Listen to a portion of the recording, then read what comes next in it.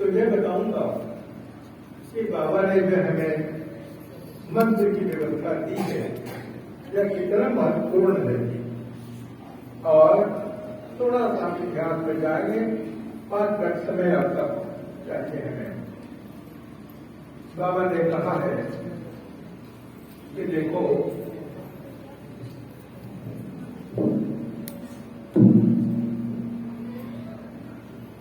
हर पिता यही चाहता है कि उसका संतान पिता से भी थोड़ा आगे चला जाए। तो बाबा हम सबके पिता हैं। बाबा ने कहा कि देखो, मेरे बच्चे मुझसे आगे निकल गए और इसकी मुझे बहुत प्रसन्नता है। हमने पूछा, बाबा आपसे आगे हम लोग कैसे निकल सकते हैं? उन्होंने कहा कि देखो, तुम लोग कितना झूम झूम करके मस्ते में कीर्तन करते हो, यह सौभाग्य मुझे तो नहीं है कि मैं भी कीर्तन करूं। तो देखो, बच्चे हमसे आगे निकल गए। तो ये सोचिए कि बाबा ने कितना सोच समझ करके इस मंत्र की व्यवस्था की। पहले जब दीक्षाएं होती थी तो ये मंत्र गुरु मंत्र आचार्य सिखलाते थे या बाबा स्वयं सिखलाते थे। बाबा ने देखा कि हमारे बच्चे थोड़े अंधड़ हैं, पता नहीं कितना समय दे पाए अपनी साधना में। तब उन्होंने अर्ताक्षरी बाबा नाम केवल मंत्र का हम लोगों को महामंत्र हम लोगों को दिया, जो सिद्ध मंत्र है। बाबा कहते हैं कि देखो, तंत्र में जो हमारे मंत्र हैं उसका व्यवहार, उसका जप हम कहें 3 तरह से होता है। एक तो मानसिक, जैसे हम ईश्वर प्रसाद करते हैं तो इस मंत्र का हम मानसिक जप करते हैं, मानसिक ही जप करते हैं ना। और एक है उपांशु, मतलब होठों से जैसे, और एक है वाचनिक। तो वाचनिक मंत्र का जप तंत्र के इतिहास में कहीं इसका अनुमति नहीं है। यह पहली घटना है तंत्र के इतिहास में कि महासिद्ध मंत्र महामंत्र का वाचनिक जाप करने का आदेश हमें मिला, उसकी स्वीकृति हमें मिली। तो बाबा ने यह कहा कि देखो, इन मंत्रों की कितनी महत्ता है। एक छोटी सी घटना सुनाता हूं।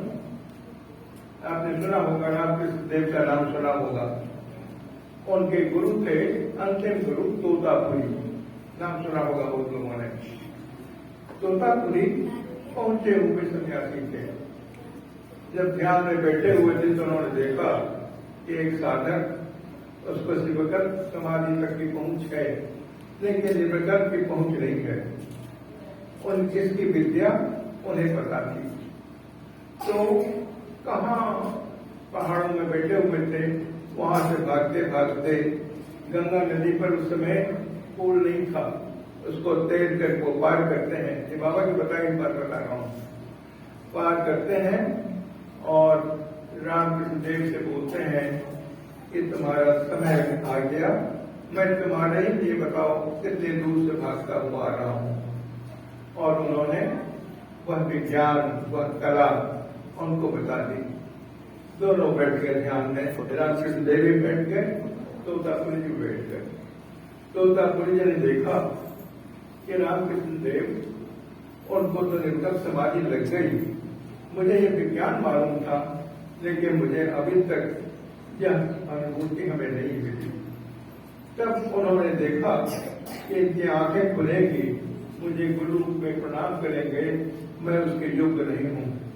और उसी समय वहां से निकल गए और फिर उनसे कभी नहीं मिले।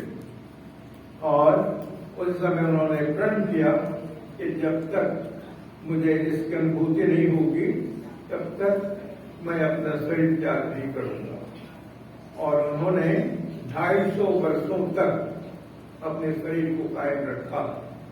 और अंत में बाबा के पास उन्हें आना पड़ा। बाबा एक दिन कह रहे हैं जमालपुर बहुत लोग गए होंगे, जमालपुर का मैदान है, पाक का कब्र है, उसी पर बाबा बैठे हुए हैं। बाबा कहते हैं कि देखो आज का माहौल कितना सुहावना लग रहा है, लगता है कि कोई बहुत पहुंचा हुआ सन्यासी यहाँ पर आ गया है। हमने देखा कि बाबा कोई तो दिखलाई नहीं पड़ रहे हैं, तो कहते हैं देखो देखो दशरथ दादा थे, उन्हें बहुत कुछ दिखता था। तो पूछते हैं दशरथ देखो तो यहाँ कोई और भी सन्यासी पहुंच गया क्या जो बहुत पहुंचा हुआ तपस्वी है? तो कहा कि बाबा ये तो तोतापुरी जी हैं, हम लोग भी बैठे हुए थे वहां, उम्र हम लोग की कम थी। बाबा से हम लोग ने जिद की कि बाबा हमें क्या, हम लोग क्या उनका दर्शन नहीं कर सकते हैं? कहा अच्छा थोड़ी देर के लिए तुम लोग देख सकते हो। तो जितने हम लोग बैठे थे उनको देखा, पूरा चेहरा चूड़ियों से भरा हुआ, सफेद सफेद बाल यहाँ तक और थोड़े छोटे करके अनगा बाबा। तो कहते हैं हाँ हाँ तुम लोगों ने भी ठीक ठीक देखा। तो बाबा कहते हैं कि सिद्ध मंत्र इनके पास नहीं था और सब कुछ था, लेकिन सिद्ध मंत्र की कमी थी, जिसके कारण इन्हें निरंतर समाधि नहीं मिल रही थी। और हमने इन्हें बहुत पहले से मंत्र सिखला दिया और देखो आज कैसा झूम झूम करके मंत्र जब करता हुआ और कैसा झूम झूम करके नृत्य कर रहा है। तो एक साधक को सबसे बड़ी चीज है कि उसको सिद्ध इष्ट मंत्र मिले, सिद्ध गुरु मंत्र मिले, और बाबा के अति कृपा के कारण हमें तो और तीसरा मंत्र भी मिल गया। अब एक छोटी सी घटना सुनाता। मैं 1962 में नया नया आचार्य बना। बाबा का आदेश था कि जिसकी दीक्षा हो मुझे शाम को बता दिया करना। तो जितने आचार्य थे उस समय तो गृह आचार्य थे, हम लोग उस समय सन्यासी बनने की विधि शुरू नहीं हुई थी। बाबा ने 1962 के मई महीने में सन्यासी बनाना शुरू किया, अवधूत बनाना शुरू किया। उसके पहले सब ब्रह्मचारी होते थे। तो बाबा ने कहा कि देखो दीक्षा होने से तुम लोग हमें शाम में बता देना कि किसकी दीक्षा हुई। तो मैंने बाबा शाम में बाबा का दर्शन हुआ, मैंने नाम बताया, कहा कि बाबा हमने उनको दीक्षा दे दी है। तो बाबा कहते बहुत बड़ा काम हो गया, बहुत बड़ा काम हो गया। तो कहते हैं कि जब वो आएगा मुझसे मिलवा देना। मैंने कहा कि बाबा नियम के हिसाब से दीक्षा के कम से कम 6 महीने तक वक्त को इंतजार करना पड़ता, उसे दीक्षा तो मैंने अभी अभी दी है। तो कहते हैं कि देखो मुझे कोई आपत्ति नहीं, तुम उसके आचार्य हो, तुम्हें आपत्ति नहीं हो तो कोई बात नहीं। तो 15 दिन के बाद मुझसे आगे का लेसन आया, लेने के लिए आया। रविवार का दिन था, बाबा रविवार के दिन आश्रम में ज्यादा समय दिया करते थे। तब आ गए, बाबा ने अपना काम किया, 2 4 5 10 आदमी थे, सबको दर्शन दिया। मैंने जैसे ही कहा कि बाबा वो आए हुए हैं, मेरे पास भेज दो, मैंने उनको भेज दिया बाबा के कमरे में। मैंने सोचा कि शायद 5-10 मिनट में ये चले आएंगे। आधा घंटा बीत गया, 1 घंटा बीत गया, 1.5 घंटा बीत गया, कोई खबर नहीं। बाबा साधारणतः 3 बार ताली बजाते थे, हम समझ लेते थे कि मंदिर जाने का आदेश हो गया। तो बाबा ताली बज नहीं रही है। कोई 1.5 घंटे के बाद बाबा ने जैसे 3 ताली बजाई, हम लोग अंदर गए तो देखा कि वह व्यक्ति जो अभी अभी दीक्षा पाया है वो तो समाधि में पड़ा हुआ है। मैंने सोचा कि मैं उनका आचार्य, अभी मैं दीक्षा हुई, पता नहीं मुझे कब यह अनुभूति मिलेगी, ये तो समाधि में पड़े हुए।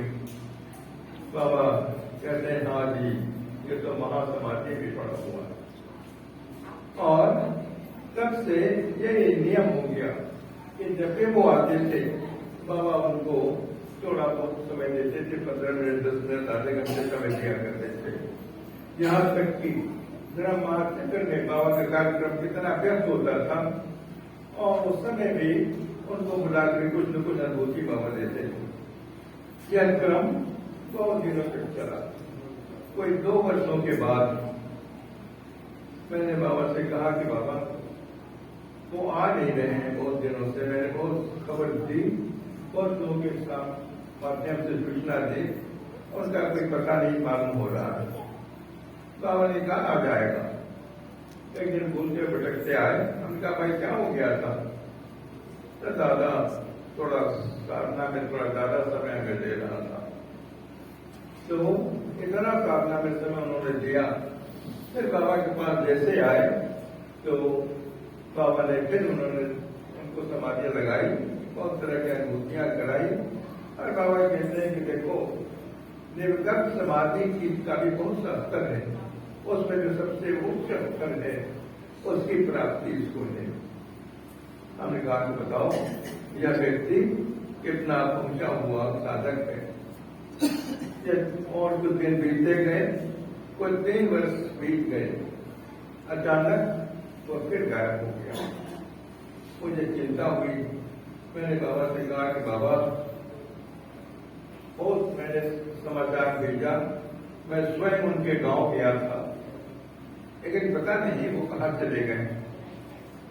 तो बाबा ने कहा कि बैठो बैठो बैठो। रविवार का दिन कोई 8, 10, 15 साधक बैठे हुए बाबा के सामने। तो बाबा ने फिर मुझसे पूछा, हाँ जी तुम क्या कुछ पूछ रहे थे ना? हमने कहा कि बाबा वो शशिकांत बहुत दिनों से आ नहीं रहे, बहुत मैंने कोशिश की लेकिन कहीं उनका पता नहीं लग रहा। बाबा कहते हैं उसकी आदत ही खराब।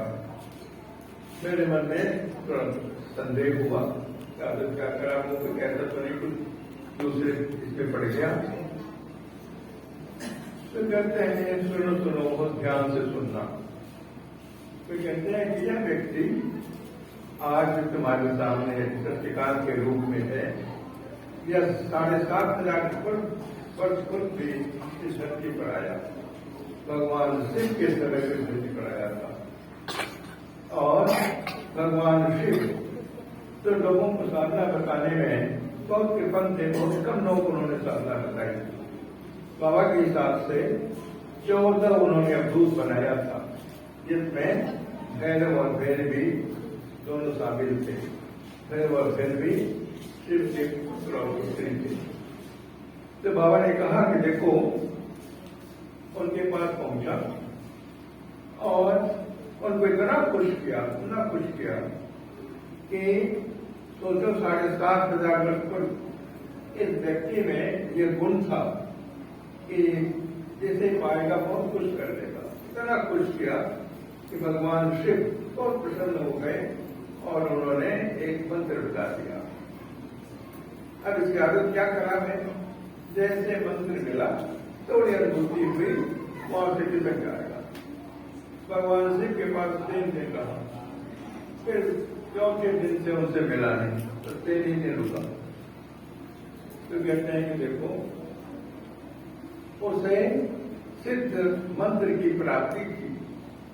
यही कारण था कि जब भी धरती पर आया उसे मनुष्य का शरीर मिलता था, उसका कभी मनुष्य के स्तर से नीचे स्तर में कभी जन्म नहीं हुआ। तो कहते हैं देखो भगवान कृष्ण आज से कोई 13,000 वर्ष पूर्व आए थे। भगवान जब कृष्ण आए थे कभी उसका जन्म हुआ और भूलते भटकते भगवान कृष्ण के पास से पहुंचा। भगवान कृष्ण को महाभारत की चिंता थी, वो बहुत लोगों को शिक्षाएं नहीं देते थे, मंत्र नहीं बताते थे, लेकिन भगवान कृष्ण के गौओं को, उनके घोड़ों को इतनी सेवा करता है कि भगवान कृष्ण भी बहुत प्रसन्न हो जाते हैं। और भगवान कृष्ण ने भी उन्हें मंत्र बता दिया। तो कहते हैं कि देखो भगवान शिव के पास जब उसे मंत्र मिलता है तो उनके पास 3 दिन रहता है। भगवान कृष्ण के पास उसे जब मंत्र मिलता है तो उनके पास 3 महीने रहा। फिर जो वहां से निकला फिर वापस कभी नहीं आया। तो कहते हैं कि हम लोग के साथ कम से कम 3 वर्ष तो रहा। ये उसका 3 दिन 3 महीना और 3 वर्ष, कम से कम 3 वर्ष तो बैठ रहा हम लोग के पास। ये हम यह कहेंगे कि उसने बड़ी हम लोग पर विशेष कृपा की। और तब कहते हैं कि देखो सबसे विशेष बात क्या है? विशेष बात यह है कि भगवान शिव ने जो मंत्र दिया था, भगवान कृष्ण से वही मंत्र उसे मिला और आनंद मार्ग में भी वही मंत्र मिला। तो कहते हैं कि देखो ये मंत्र की महत्ता है कि जिसे एक बार सिद्ध इष्ट मंत्र मिल गया सदगुरु से, फिर वापस उसे अब ये इसकी गारंटी हो गई कि उसे मोक्ष मिलना ही मिलना है, कोई रोक नहीं सकता। तो कहते हैं जो मंत्र मिला था यही कारण था कि वह साधक, वह व्यक्ति इस धरती पर जब भी आया तो उससे महागुरु मिलते रहे और कहते हैं कि देखो ऐसा सौभाग्यवान कौन होगा जिसने 3 महासंभूति को देखा, 3 महासंभूति के संपर्क में आया और उनसे उसको साबित मिला, मंत्र मिला और उनसे अनुभूतियां मिलती रही। तो कहते हैं यही है मंत्रों की महत्ता। मंत्र जैसे मिल गया साधक को, हम आप यह नहीं समझें कि हमें आपको बड़ी आसानी से मंत्र मिल गया। हम यह नहीं समझें कि हमने गुरु को ढूंढा। बाबा कहते हैं कि देखो कोई यह नहीं कह सकता कि मैंने आपको ढूंढा, मैंने सब बच्चों को ढूंढा। तो कहना ही है कि देखो जब मैं धरती पर आ रहा था तो मैंने सोचा कि वहां मैं अकेला जाके क्या करूंगा, कोई दूसरा भी साथ चाहिए। तो कहते हैं कि मैंने हीरे मोतियों की मेरे पास जो खजाना था उसको धरती पर उड़ेल दिया और अब आकाश के माध्यम से स्वयं उन हीरे मोती के टुकड़ों को मैं चूमता हूं। वही हीरे मोती के टुकड़े बोलते हैं कि ये बच्चे हैं जो आनंद मार्ग की साधना करते हैं। तो बाबा ने यह कहा कि ये हीरे मोती के टुकड़े ऐसा नहीं कि एक जन्म में आए और उन्हें महामंत्र मिल गया। यह कई जन्मों की कमाई है जिसके कारण आज हमें यह मंत्र मिला हुआ है। और विशेष रूप से मैं यह कहूंगा कि जो मंत्र हमें मिला केवल इस मंत्र नहीं मिला, हमें गुरु मंत्र की बाबा ने दिया। इस मंत्र के जब से हम परम पुरुष को अपने को परम पुरुष से मिलाने की कोशिश करते हैं। तंत्र के इतिहास में यह भी बात बहुत समझने वाली बात है कि तंत्र के इतिहास में भगवान कृष्ण ने केवल इष्ट मंत्र दिया था, गुरु मंत्र नहीं दिया था। बाबा ने देखा कि देखो इष्ट मंत्र से ये बच्चे तो अपने आप को परम पुरुष में मिलाएंगे, लेकिन उनके अलावा तो इतनी बड़ी सृष्टि है, इसके विषय में उनका क्या धारणा होगी। तो हर विषय में ब्राह्मी भाव का अवलोकन हो सके, हर वस्तु को, हर कर्म को हम यह समझ सके कि यह परम पुरुष की देन है, उन्हीं का प्रसाद है। तब तक हमें वो अनुभूति नहीं होगी जो अनुभूति एक साधक को होनी चाहिए। यही कारण है कि बाबा ने इस मंत्र गुरु मंत्र दोनों को दिया। तो इस मंत्र का हम जप करते हैं, गुरु मंत्र का हम व्यवहार करते हैं। और यह जो हस्ताक्षर मंत्र दिया और सबसे बड़ी चीज बाबा ने दी वह यह दिया कि बाबा ने हम लोगों को अपनी बराबर मुद्रा दी। बाबा कहते हैं कि इस बराबर मुद्रा का यह मत समझो कि जो मेरे सामने बैठे हैं उन्हीं को इसका रस मिलेगा, उसकी अनुभूति होगी। इसका रस, इसका गुण सबको मिलेगा और एक जगह नहीं, हजार किलोमीटर दूर भी बैठे रहेंगे, बराबर मुद्रा का जो बाबा ने जो तरंग देते हैं उस तरंग से हम तरंगायित होते हैं। और ऐसा नहीं कि बाबा ने मुद्रा दी वो बात खत्म हो गई। मैंने कहा कि हजारों वर्ष तक जो ध्यान करेंगे, साधना करेंगे, उनको बड़ा में मुद्रा का इसका रस मिलेगा, अनुभूति मिलेगी, उसका फल मिलेगा। तो बाबा ने अपनी बराबर मुद्रा से हम बच्चों के लिए अपनी विस्तृत गोद हमेशा हमेशा के लिए सुरक्षित कर दिया। अब ये बताऊंगा कि हम जो कीर्तन करते हैं और हम जो साधना करते हैं, हम साधना करते हैं, ध्यान करते हैं, तो प्रधान करते हैं, इसके माध्यम से हम परम पुरुष के पास पहुंचने की कोशिश कर रहे हैं। हम परम पुरुष को कहते हैं कि हम आपके पास पहुंच जाए। और जब कीर्तन करते हैं तो क्या होता है? कीर्तन करते हैं तो परम पुरुष भागते हुए हमारे पास आते हैं। अब सोचिए, एक छोटा सा बच्चा, नन्हा सा शिशु अपनी माँ को ढूंढ रहा है, अपने दोनों घुटनों पर हाथों के बल रेंगता हुआ अपनी माँ को माँ माँ कहता हुआ भागता है, माँ को ढूंढता है। वो कितनी दूर जा पाएगा? कितनी दूर भाग के जा पाएगा? जैसे उसकी माँ सुनती है कि मेरा लाडला मुझे याद कर रहा है, मुझे पुकार रहा है, माँ चाहे कितना भी व्यस्त क्यों न हो, वो भाग करके अपने शिशु को लेकर के अपने गोद में प्यार करके, दुलार करके उसे अपने अंकों में भर लेती है। तो कीर्तन है परम पुरुष का आना। जैसे माँ शिशु के पास भाग के आती है, ये कीर्तन का फल मिलेगा। और जो छोटा बच्चा है वो माँ के पास भागता हुआ जा रहा है, वह है हमारी अपनी साधना। तो हम अपनी साधना से बहुत दूर नहीं पहुंच पाएंगे।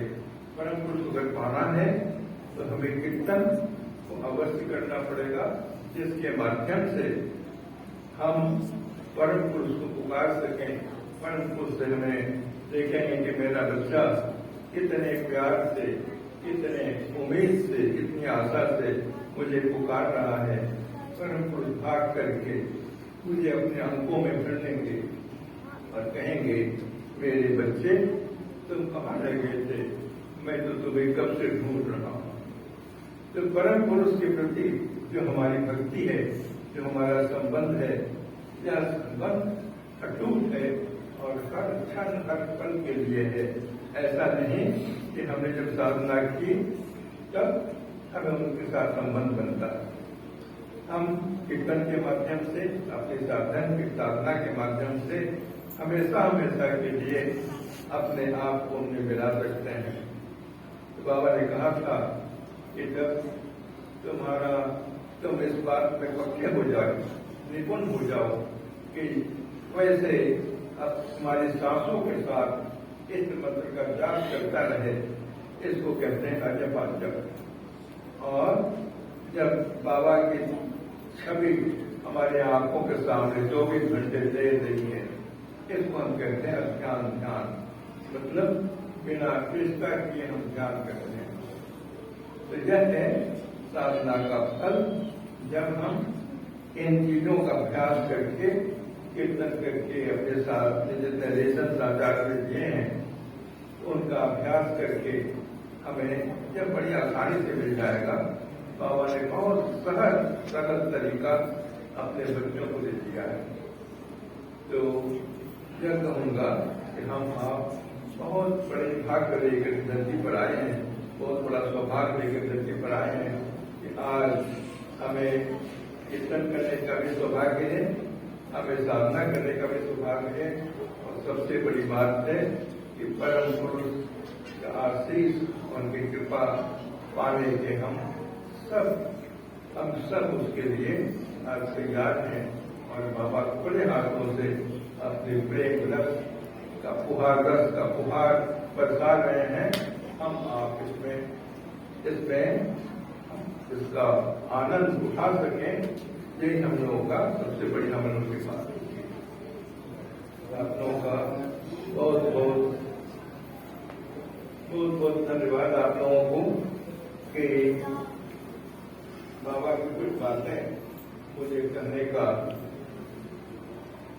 भाग्य मिला। बहुत पहले मैं जब आया 42 साल पहले, और आज यहाँ के दादा ने मुझे आदेश दिया कि आ जाओ। मैं भागता हुआ चला आया।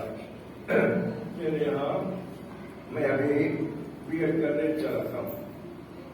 उम्र ज्यादा नहीं है, 83 साल उम्र, ज्यादा उम्र नहीं है। और इस उम्र में मैं 4-5 घंटे ऑफिस में बैठता हूँ और बच्चों का डिग्री कॉलेज खोला, स्कूल खोला, जो आज होगा उन्होंने देखा होगा, सब मेरे हाथ की पढ़ाई की चीजें हैं।